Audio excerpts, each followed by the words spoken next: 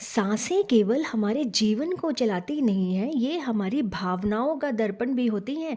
क्या आप जानते हैं कि सही तरीके से सांस लेने से हम अपने अंदर छिपे भावनात्मक अवरोधों को तोड़ सकते हैं और मानसिक शांति पा सकते हैं।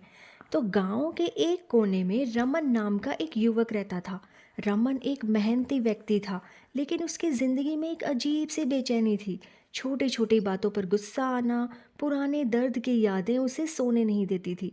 एक दिन रमन को एक साधु मिले जो गांव के बाहर पीपल के पेड़ के नीचे बैठे ध्यान कर रहे थे। साधु ने रमन के चेहरे पर चिंता की लकीरों को देखकर पूछा, क्या बात है बेटा?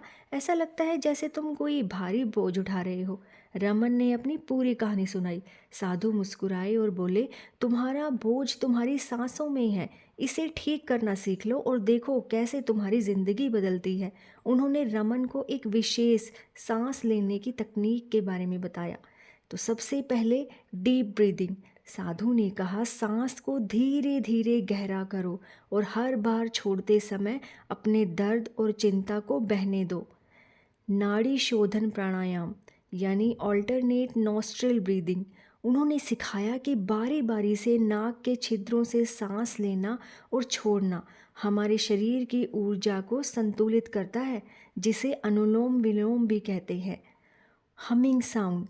उन्होंने एक नई तकनीक बताई जिसमें ओम का उच्चारण करते हुए सांस छोड़ते हैं, जिससे मन शांत होता है। और कुछ हफ्तों की प्रैक्टिस के बाद रमन ने पाया कि उसकी चिंता और गुस्सा धीरे धीरे खत्म हो रहा था।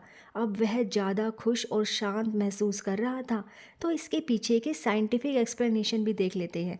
जब हम तनाव में होते हैं, हमारा शरीर ज़्यादा कॉर्टिसोल यानी कि तनाव हार्मोन बनाता है। गहरी सांस लेने से यह हार्मोन कम हो जाता है और मस्तिष्क में सेरोटोनिन यानी खुशी का हार्मोन बढ़ता है। नाड़ी शोधन प्राणायाम से सिम्पथेटिक और पैरासिम्पथेटिक नर्वस सिस्टम का संतुलन बनता है, जिससे शरीर और दिमाग शांत होता है।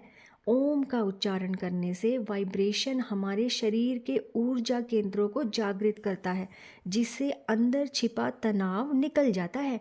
तो क्या आप भी रमन की तरह अपनी भावनाओं को संभालना चाहते हैं? तो चलिए आज से ही अपनी सांसों को अपना गुरु बनाएं और जीवन में शांति लाएं। धन्यवाद।